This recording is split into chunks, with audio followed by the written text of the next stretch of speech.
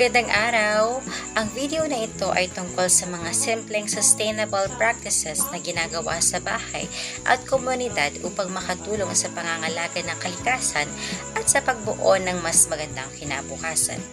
Ang mga gawaing ito ay konektado sa iba't ibang Sustainable Development Goals o SDGs ng United Nations tulad ng Zero Hunger, Good Health and Well-being, Clean water and sanitation, affordable and clean energy, sustainable cities and communities, responsible consumption and production, at climate action.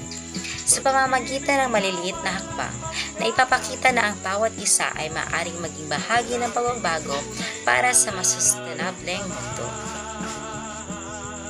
Sa aming bakuran, may maliit na hardin kung saan tumutubo ang mga gulay. Dito, inaalagaan ang mga tanim upang magkaroon ng sariwang pagkain sa araw-araw. Sustainable ito dahil nakakatulong ito na magkaroon ng sariling pagkain at mabawasan ang pagdepende sa pagbili. Ito ay kaugnay ng Zero Hunger dahil sinusuportahan nito ang pagkakaroon ng sapat at masustansyang pagkain para sa lahat. Sa araw-araw naman, may simpleng ehersisyo tulad ng paglalakad o pag-stretching. Ginagawa ito upang panatiling malusog ang katawan at isipan. Sustainable ito dahil pinapabuti nito ang kalusugan at kalidad ng buhay. Ito ay kaugnay ng SDG 3, Good Health and Well-being, dahil mahalaga ang malusog na pamumuhay. Sa kusina at banyo, maingat ang paggamit ng tubig. Hindi pinapatakbo ang gripo ng matagal habang naghuhugas. Sustainable ito dahil nakakatulong ito makatipid at maiwasan ang pag-aksaya ng tubig. Ito ay kaugnay ng SDG 6, Clean water and sanitation, dahil mahalaga ang malinis at sapat na tubig. Gumagamit rin kami ng solar-powered na ilaw upang makatipid sa kuryente. Sa pamamagitan nito, nagagamit ang malinis at likas na enerhiya mula sa araw. Sustainable ito dahil nakakabawas ito sa paggamit ng kuryente mula sa hindi renewable na pinagkukunan. Ito naman ay kaugnay ng SDG 7, Affordable and Clean Energy, dahil layunin nito ang mas malinis na enerhiya. Sa bahay, maayos ang paghihiwalay ng basura, biodegradable at non-biodegradable. Ginagawa ito upang mapanatiling malinis ang komunidad. Sustainable ito dahil nakakatulong ito sa tamang pamamahala ng basura.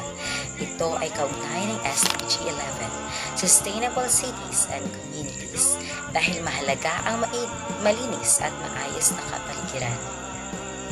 Ang mga plastic bottles at containers ay hindi agad itinatapon. Ginagamit itong muli upang lalagyan at imbakan. Sustainable ito dahil nababawasan ang basura at hindi nasasayang ang materyales. Ito ay kaugnay ng SDG 12, Responsible Consumption and Production, dahil itinataguyod ito ang responsableng paggamit. May mga halaman at puno rin na inaalagaan sa aming paligid. Ang pagtatanim ay nakakatulong upang mabawasan ang init at polusyon sa kapaligiran. Sustainable ito dahil nakakatulong ito sa pagprotekta sa kalikasan. Ito ay kaugnay ng SDG 13, Climate Action, dahil ito ay laban sa climate change. Sa kabuuan ng video na ito, ipinapakita na ang simpleng gawain sa bahay at komunidad ay may malaking ambag sa pangangalaga ng kalikasan at sa pagkamit ng Sustainable Development Goals sa SDGs. Ang pagtatanim, pagtitipid ng tubig at enerhiya, tamang pamamahala sa basura at muling paggamit ng mga bagay ay ilan lamang sa mga paraan upang makatulong sa mas maayos na kinabukasan at likasayang pag-unlad. Natutunan na hindi kailangan maging malaki ang isang hakbang upang makagawa ng pagbabago. Ang mahalaga ay nagsisimula ito sa sarili at ginagawa ng may responsibilidad at malasakit sa kapaligiran.